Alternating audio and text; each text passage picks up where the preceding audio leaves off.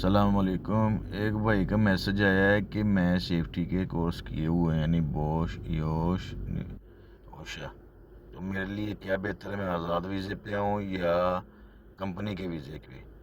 تو میں اس کو یہ مشورہ دیا کہ پہلے تو آپ کمپنی کے ویزے پہ آؤ، 1-2 سال کمپنی کے ویزے پہ کام کرو، ایکسپیرینس ہو جائے، اس کے بعد اپنا ویزا آزاد کر لو، آزاد سے ملا دوسری کمپنی میں ٹرانسفر کر لو، اچھی کمپنی میں۔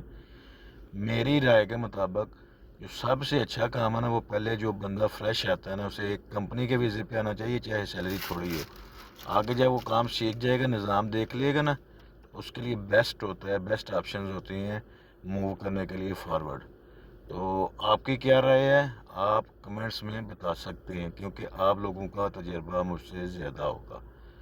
میری رائے کے مطابق کمپنی میں آنا چاہیے کسی بھی فیلڈ میں، اس کے بعد 1-2 سال کے بعد موو کر جائیں آگے۔